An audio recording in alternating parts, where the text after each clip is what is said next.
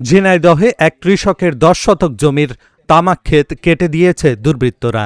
সোমবার রাতে পৌরসভার পবহাটি গ্রামের উত্তরপাড়া মাঠে এই ঘটনা ঘটে। ক্ষতিগ্রস্ত পবহাটি গ্রামের কৃষক সিদ্দিকুর রহমান বলেন, গ্রামের মাঠে তিনি 1 একর জমিতে তামাক আবাদ করেছেন। কে বা কারা তার ওই 1 একর জমির মধ্যে 2 স্থানে 10 শতক জমির তামাক কেটে দিয়েছে। সকালে স্থানীয় কৃষকরা খবর দিলে মাঠে এসে দেখতে পান তার তামাক ক্ষেত কাটা। সামাজিক বিরোধের জের ধরে তার প্রতিপক্ষরা এই ঘটনা ঘটিয়েছে বলে ধারণা করছেন তিনি। এতে কৃষক সিদ্দিকের 50,000 টাকার ক্ষতি হয়েছে। অভিযুক্তদের শনাক্ত করে আইনের আওতায় আনার দাবি স্থানীয়দের।